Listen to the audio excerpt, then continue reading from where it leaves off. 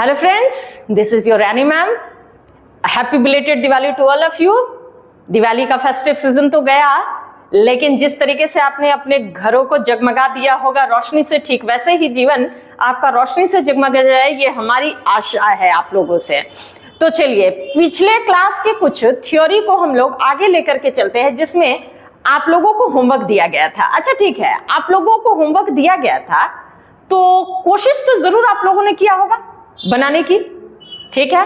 अगर नहीं भी बना होगा तो उसका सॉल्यूशन है, और जिन बच्चों का बना भी है कमेंट के रूप में उन्होंने सेंड किया, अच्छा लगा कि आप लोग ये इनिशिएटिव आप लोगों का जो चल रहा है वो बड़ा अच्छा चल रहा है। खुशी होती है ऐसे बच्चों के रिजल्ट्स को देख करके या फिर उनके कहीं आंसर्स को देख करके।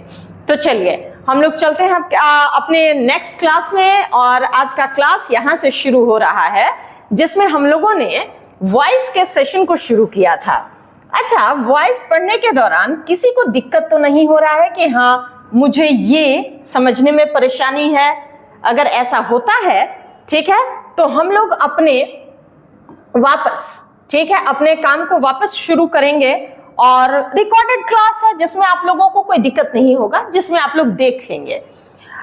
तो चले हम लोग आ जाएं कंटेंट पे अपने। अच्छा, याद है ना क्वेश्चंस विथ WH के साथ में हम लोगों ने शुरुआत करी थी, क्वेश्चंस विथ WH, ठीक है। ये हमारे पॉइंट चल रहे थे। अच्छा तो ठीक है, ये पॉइंट चल रहे थे जिसपे 4 क्वेश्चन हम लोगों ने इसे छोड़ा था आपके लिए भी, और अब मेरी बारी आई है कि उस क्वेश्चन को मैं एक्सप्लेन करूं। तो पहला क्वेश्चन आपका था, where do you play cricket? Where do you play cricket, ठीक है। वॉइस बनाते हुए कभी भी ना आप लोग उसके हिंदी अनुवाद से बचिएगा। जैसे आप कभी भी कहते हैं ना कि भाई ये पार्ट है ट्रांसफॉर्मेशन का, ये पार्ट है ट्रांसफॉर्मेशन का, और ट्रांसफॉर्मेशन कहता है कि मेरा अर्थ बदलना नहीं चाहिए, तो आप कभी कहते हो क्या कि मेरे द्वारा क्रिकेट खेली जाती है? नहीं ना, ठीक है। तो ट्रांसफॉर्मेशन वॉइस एक ऐसा पार्ट है जो अपने मीनिंग को बदलता नहीं है, ठीक है, बस उसमें थोड़ी सी इंटरचेंज हुआ करते हैं। तो चले हम लोग, इसका आंसर क्या हो जाता है? सबसे पहले where do you play cricket, तो आपको क्या लिखना है? Where is cricket played by you? Where is cricket played by you, पहला क्वेश्चन का ये रहा आपका आंसर, ठीक है। अब दूसरे क्वेश्चन की तरफ चलें, तो दूसरा क्वेश्चन हमारा कहता है, Why did you kill a bird? क्या था आपका दूसरा क्वेश्चन?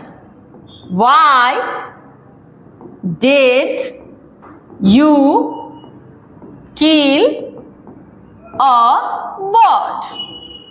ठीक है, जिसका आंसर होने वाला है, answer Why was a bird killed by you? Why was a bird killed by you? Clear? चलिए, ये पिछले क्लास के कुछ क्वेश्चंस थे जिसको हम आज बता रहे हैं, और इसके बाद में इस क्वेश्चन में हम लोग आगे भी बढ़ेंगे पैसिव के नेक्स्ट रूल में। अगला क्वेश्चन, तीसरा क्वेश्चन है, where will you watch a cinema? Where will you watch a cinema, ठीक है। तो इसका आंसर क्या होगा? तो वेयर विल, और याद है ना जहां शैल और विल मॉडल्स होते थे वो अपने साथ बी लेता था, तो where will a cinema be watched by you, ठीक है। ये तीसरा क्वेश्चन। और लास्ट क्वेश्चन जो होमवर्क के रूप में आपको दिया गया है वो आपका नंबर 4 क्वेश्चन की तरफ हम लोग चलें तो आपका क्वेश्चन था, how can you teach the boys? How can you teach the boys, यही क्वेश्चन था हमारा। ठीक है, जिसका आंसर होने वाला है how can the boys be taught by you?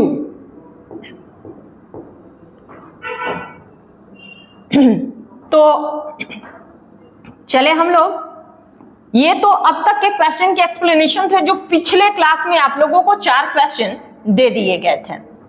ठीक है, जिन बच्चों को लग रहा है कि भाई मेरा कुछ छूटा है तो वापस आप प्लेलिस्ट में जा करके उसे देखें। अच्छा, ये जो माध्यम है, ये जो हम लोगों ने ऑनलाइन के तरफ मूव किया है, तो इसका खास एक प्लानिंग रहा है कि वैसे बच्चे जो हम तक नहीं पहुंच पा रहे हैं वो डायरेक्ट इस वीडियो को देख सकते हैं। उनके पास भी इलेक्ट्रॉनिक गैजेट जिन्हें मोबाइल के रूप में प्रयोग किया जा रहा है, ये ऐसा गैजेट है जो कोने कोने तक पहुंच गया है, सभी के हाथ में पहुंच गया है। तो इसका उपयोग करें और सही उपयोग करें। वैसे बच्चे जो रूरल एरिया से आते हैं या जिनको आने जाने में दिक्कत होती है, खास करके वैसे बच्चों के लिए ये वीडियो बहुत फ्रूटफुल होगा। अब आगे बढ़ते हैं अपने नेक्स्ट क्वेश्चन की तरफ। तो क्वेश्चन में हम लोगों ने जरूर लिखा था कि WH, लेकिन but not for who and whom। तो आज हम लोग हु क्वेश्चन को देखेंगे। हु क्वेश्चन को आप लोग जरूर देखें। ये हु क्वेश्चन का सबसे पहले एक्टिव फॉर्मेशन को देखिए, सबसे पहले एक्टिव फॉर्मेशन। लेकिन इसको बताने से पहले आप लोगों को हम जरूर कहना चाहेंगे कि ये जो हु होता है ना, ये होता है सब्जेक्टिव केस। कौन सा केस? Subjective case. ठीक है, तो ये हु कौन सा केस है? सब्जेक्टिव केस, जो एक प्रकार का, ठीक है, जिसका आप अगर ऑब्जेक्टिव यूज कीजिएगा तो हो जाएगा whom। हु का अपने आप में सब्जेक्टिव, जिसका ऑब्जेक्टिव क्या होता है? whom। ठीक है, अपने आप में ये एक प्रकार का प्रोनाउन है जिसे हम इंटेरोगेटिव प्रोनाउन के नाम से जानते हैं। हु सब्जेक्टिव केस है जबकि whom ऑब्जेक्टिव केस है। क्लियर? तो चलिए अब इस क्वेश्चन में हम लोग बढ़ते हैं। इस क्वेश्चन के एक्टिव मोड को देखिएगा। सबसे पहले तो रहेगा हु, ठीक है, उसके बाद आ जाएगा वर्ब। ये वर्ब जो बटा रहेगा ना, ये 2 पार्ट में आपका बटा हुआ रहेगा। Auxiliary verb and main verb, दोनों की जरूरत पड़े तो दोनों का यूज करेंगे, एक की जरूरत पड़े तो एक का यूज करेंगे। ये इस स्ट्रक्चर को देखिए।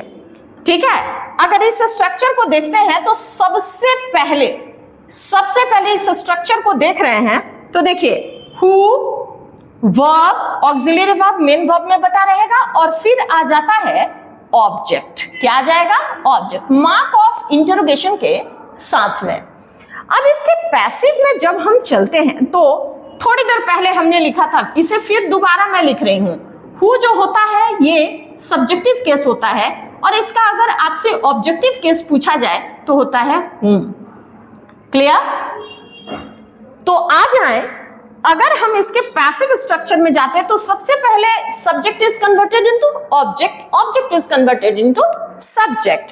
तो आपको सबसे पहले यूज कर देना है बाय whom। बाय whom किसके साथ? तो पैसिव बनता ही है ऑक्सिलरी वर्ब के सहायक क्रिया के सपोर्ट से। बिना ऑक्सिलरी वर्ब के पैसिव बनता नहीं है। और फिर जरूरत पड़ती है हमारे किसकी? सब्जेक्ट की। वही सब्जेक्ट, ठीक है, जो हमारे एक्टिव का क्या था? ऑब्जेक्ट। आने वाला केस सब्जेक्टिव केस, आने वाला केस सब्जेक्टिव। जरूरत के मुताबिक बी, बीइंग और बीइंग, बीइंग का प्लेस हमेशा वर्ब 3 के पहले होगा। बी बीइंग बीन का यूज हमेशा वर्ब 3 के पहले, और आपसे बढ़िया कोई नहीं जानता है कि क्वेश्चन में अगर मॉडल वर्ब रहता है, मॉडल वर्ब, तो हम बी का यूज करते हैं। क्वेश्चन अगर कंटिन्यूटी का फॉर्म हो, चाहे वो पास्ट कॉन्टिन्यूअस रहे, प्रेजेंट कॉन्टिन्यूअस, और जैसा कि आप जो लोग जानते हैं कि भाई फ्यूचर कॉन्टिन्यूअस का बनता नहीं है, पैसिव, ठीक है। और हैज हैव हैड जिस क्वेश्चन में रहे उसमें बीन का यूज करते हैं, plus V3 plus mark of interrogation. अब आप बोलोगे कि मैम भाई V3 के बाद बाय प्लस सब्जेक्ट का यूज करते हैं ऑब्जेक्टिव केस के साथ। अरे वही तो मैंने किया है बिगिनिंग में। क्यों? क्योंकि WH अगर बिगिनिंग में आता है तो उसे WH का प्रयोग किया जाता है। क्वेश्चन है तो आपको क्वेश्चन ही बनाना है, और क्वेश्चन के दो मोड होते हैं, डायरेक्टली क्वेश्चन ऑक्सिलरी वर्ब से शुरू हो जाता है या WH प्लस ऑक्सिलरी वर्ब से शुरू होता है। क्वेश्चन के दो मोड होते हैं। क्लियर? तो चलिए, ये आप लोगों का स्ट्रक्चर हुआ, by whom plus auxiliary verb, फिर वो ऑब्जेक्ट जिसके केसेस को हमें चेंज करना है, और जरूरत के मुताबिक be being been plus V3 plus mark of interrogation. Clear? अब इस पे बेस्ड कुछ क्वेश्चंस बनाते हैं हम लोग। कभी कभी लगता क्या है ना कि चीजें कहीं हमसे निकल रही हैं, ऐसा सोचना भी नहीं है। आपके पास स्ट्रक्चर मैं यहीं पे छोड़ रही हूं, स्ट्रक्चर यहीं पे छोड़ रही हूं, और कुछ क्वेश्चन अभी। पहला क्वेश्चन, पहले क्वेश्चन की तरफ मूव करें तो पहला क्वेश्चन आपका क्या कहता है, सुनिएगा। इस स्ट्रक्चर को देखें, आपको इस स्ट्रक्चर को कंपेयर करते हुए क्वेश्चन बनाने के लिए मैं दे रही हूं, ठीक है। अगर कहें आपसे कि हु ईट्स राइस, यहां कर्ता के बारे में हमें पता नहीं है, मतलब डूअर हमें पता नहीं है, चावल कौन खाता है, ठीक है। तो सबसे पहले आपको यूज क्या करना है इसके पैसिव में, तो इसका आंसर क्या होने वाला है? इसका आंसर सबसे पहले बाय हुम आप करोगे, गुड। सबसे पहले इसमें बाय हुम, बाय हुम के साथ में अब आपको क्या चाहिए? ऑक्सिलरी वर्ब ना, और टेंस देखिए सिंपल प्रेजेंट है। सिंपल प्रेजेंट का जो टेंस होता है वो वर्ब का पहला फॉर्म या वर्ब में एस या ईएस लगा करके सिंपल प्रेजेंट बनाया जाता है, जो कि वर्ब का एस और ईएस फॉर्म है ही है। इसका मतलब कि इसका ऑक्सिलरी वर्ब होने वाला है राइस। राइस काउंटेबल की अनकाउंटेबल? अनकाउंटेबल, तो ऑक्सिलरी वर्ब इसका हो जाएगा इज, बाय हुम इज। अब देखिए इस सब्जेक्ट के प्लेस पे हमारा ऑब्जेक्ट जो कि राइस है, ठीक है, और नाउन का क्या सब्जेक्टिव केस क्या objective case, naming word no change. By whom is rice eaten, by whom is rice eaten. Clear? ये इसका एक क्वेश्चन है। अब चलते हैं कुछ और क्वेश्चंस पे काम किया जाए, कुछ और क्वेश्चन पे हम लोग काम करते हैं। तो चलें, पहला क्वेश्चन हु ईट्स राइस तो दे दिया आपने, वो एग्जांपल के तौर पे। अब एक्सरसाइज के तौर पे चले आओ, अब आप एक्सरसाइज के तौर पे चले आओ। अगर हम कहें who put on the TV, who put on the TV, who put on the TV, mark of interrogation, ठीक है। दूसरे क्वेश्चन में who will support you, who will support you, ठीक है। तीसरा क्वेश्चन अगर हम कहें कि who can hang the door, ये रहे तीन क्वेश्चंस। अब इस तीनों के पैसिव में काम किया जाए, ठीक है। Who put on the TV, अच्छा एक बात बताइएगा, क्या इस पुट के साथ में एस और यस दिख रहा है? नहीं ना, put put put, that means our tense is in simple past, ठीक है, जिसका आंसर होने वाला है इसका आंसर, ठीक है, bye whom was the TV, by whom was the TV put on? Clear? By whom was the TV put on? Who will support you? तो इसका आंसर क्या हो जाएगा? बाय whom, ठीक है, will you be supported? Clear? तीसरा, who can hang the door? इसका answer होने वाला है by whom can the door be? लिख रही हूं बोर्ड पे कुछ ऐसा जो आपको समझाने के लिए लिख रही हूं। हैंग्ड हमने लिखा ना, कभी आप ये गलती मत कीजिएगा। मैंने क्या थोड़ी देर पहले बोला क्या कि कुछ ऐसा लिख रही हूं जो आपके समझाने के लिए है। देखिए, जब लिविंग थिंग को लटकाया जाता है तो वर्ब का V2 और V3 फॉर्म होता है हैंग्ड, लेकिन यहां पे डोर की बात की गई है, ये नॉन लिविंग थिंग है, तो ये गलती आपसे हो न जाए इसलिए मैंने इसे प्रैक्टिकली बोर्ड पे करके दिखाया है और इसे आप लोगों को करना है हंग। नॉन लिविंग को जब लटकाया जाता है तो याद रखें हैंग, हंग, हंग, ऑप्शन में हैंग्ड रहेगा। और जैसा कि हम लोगों को पता चलता है कि नहीं भाई हैंग, हैंग्ड, हैंग्ड, ठीक है, ऐसा नहीं करना है आपको। हैंग्ड जो होता है वो लिविंग थिंग के लिए होता है। क्लियर हो गया ये बात? चलिए अब चले हम लोग नेक्स्ट हम लोग चले कुछ whom क्वेश्चंस की ओर। ये हो गया हमारा कौन सा क्वेश्चन, who। नेक्स्ट क्वेश्चन में चले तो अगला जो क्वेश्चन शुरू होने वाला है वो whom क्वेश्चंस की ओर है, ठीक है। यहां भी मैं कुछ समझाने के लिए ऐसी गलती करूंगी जैसे आपको करना नहीं है, मैं बोर्ड पर लिखते हुए समझाने के लिए ये दोबारा प्रक्रिया को डालने वाले हूं जिससे इस गलती से बचना है। पहले इस बात को समझिएगा, अगर whom क्वेश्चन आता है तो इसका एक्टिव कंस्ट्रक्शन सुनिएगा। सबसे पहले रहता है whom। इस whom के बाद में देखिए whom अपने आप में ऑब्जेक्ट है, अपने आप में क्या है, ऑब्जेक्ट। इसके बाद ऑक्सिलरी वर्ब रहेगा, फिर रहेगा सब्जेक्ट और मेन वर्ब, सब्जेक्ट के साथ मेन वर्ब। अच्छा, इसके बाद अगर नाउन और प्रोनाउन, थोड़ी देर पहले कहा मैंने कि कुछ ऐसे मैं गलती आपको प्रैक्टिकली करके दिखाऊंगी जो कि होना नहीं है और ना कि आपको करना है। तो सीधी सी बात है, अरे भाई whom तो खुद ऑब्जेक्ट है और वर्ब के बाद में जो नाउन या प्रोनाउन आएगा वो फिर क्या बन जाता है, ऑब्जेक्ट। तो दो बार ऑब्जेक्ट का आना ये कहीं से अप्रोप्रिएट नहीं है। इसीलिए आप बच्चों हमेशा याद रखिएगा कि whom क्वेश्चन में मेन वर्ब के बाद में जो ऑब्जेक्ट है वो हमारा मिसिंग मिलेगा इसके एक्टिव फॉर्म में। मेन वर्ब में क्या, ऑब्जेक्ट जो होगा इसके बाद में मिसिंग मिलेगा। इसका मतलब ये सीधे मार्क ऑफ क्या लेकर के आएगा, इंटरोगेशन। ठीक है, याद रखें whom plus auxiliary verb plus subject plus main verb plus mark of interrogation. Clear? जिसमें हम लोग इसके पैसिव के तरफ चलें तो बताइए whom कौन सा केस, ऑब्जेक्टिव ना, इसका सब्जेक्टिव क्या होगा, who। तो whom को कन्वर्ट कर देना है किस में, who में। whom को किस में कन्वर्ट कीजिएगा, who में। देखिए हमारा ऑब्जेक्ट मिसिंग है, ये अपना ले लिया पोजीशन, ठीक है, यहां का ऑब्जेक्ट मिसिंग है।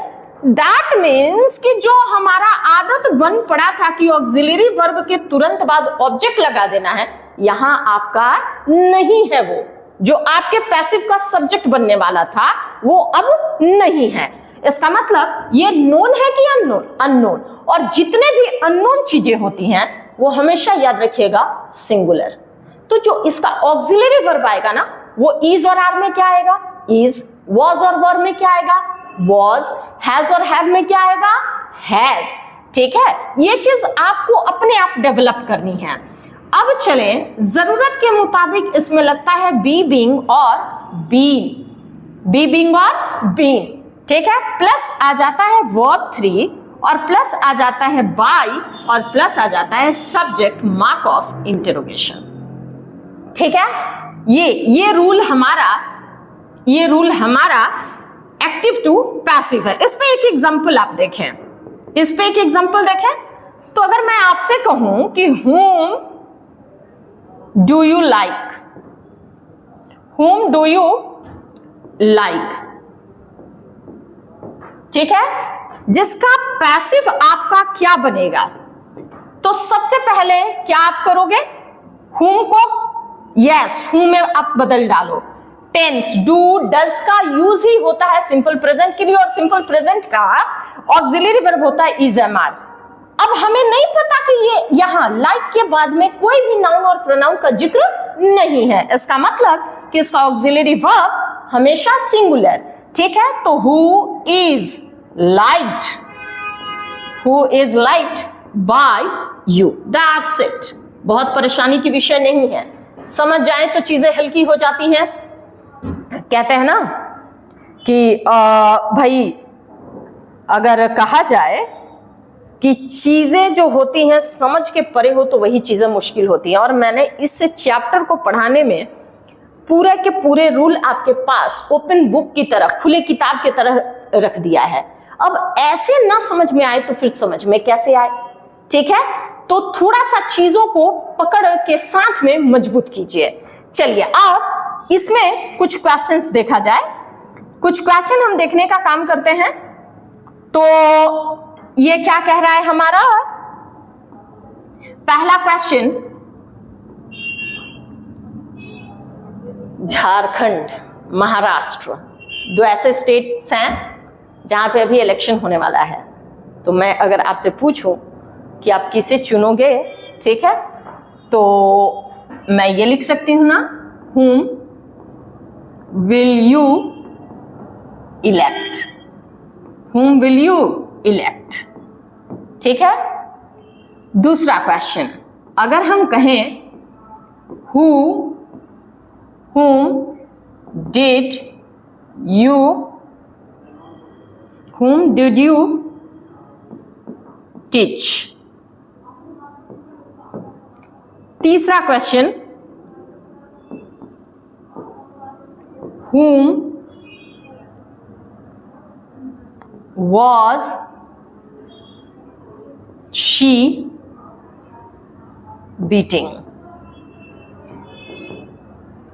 or mark of interrogation। whom will you elect, whom did you teach, whom was she beating, clear.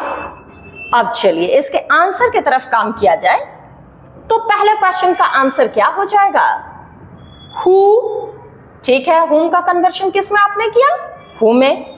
अच्छा, अब इसका ऑक्सिलरी वर्ब ये रहा will, जो कि मॉडल है, ठीक है। उसके बाद who will be, shall will, जितने भी मॉडल्स होते हैं वो क्या लेते हैं अपने साथ, बी। रूल आपके पास लिखा हुआ है, जस्ट आपके नोटबुक के ऊपरी हिस्से पे लिखा हुआ रहेगा। दैट मीन्स कि जो लाइन में आप आंसर बना रहे हैं उसके ऊपर वाले लाइनिंग में आपका रूल लिखा हुआ है। तो हु विल बी इलेक्टेड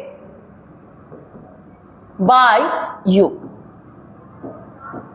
दूसरा question, whom did you teach, तो आंसर क्या हो जाएगा, who was taught, who was taught by you, ठीक है। और तीसरे क्वेश्चन के आंसर की तरफ हम लोग काम करना शुरू करें तो इसका आंसर क्या हो जाएगा, who was being beaten by her, that's it। ये हमारा who और whom के बीच के डिफरेंस को देखें, क्लियर। तो मुझे लग रहा है कि ये चैप्टर आप लोग समझ गए होंगे, इस क्वेश्चंस में कोई दिक्कत नहीं है। और दोनों को मिला करके मैं बोर्ड पे कुछ क्वेश्चंस लिख दे रही हूं। मेरे पास क्वेश्चन जो है वो रिटन सेक्शन में अवेलेबल है आपके पास। आपको जा करके अपने नोटबुक पे, जो कि आप लोगों ने खोल के रखा होगा, उस पे इस क्वेश्चंस को लिख लेना है ताकि कमेंट में मुझे इसका आंसर भेजें, ठीक है। तो अगर मैं कहूं who supports you, who supports you, ठीक है। इसका आंसर ये मत बुझिएगा my friend supports me, my friend supports me, ये इसका पैसिव नहीं हुआ जी, ठीक है। दूसरा whom whom were you abusing? ठीक है। और तीसरा, who will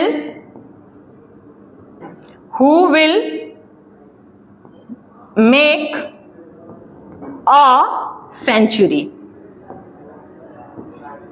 ठीक है।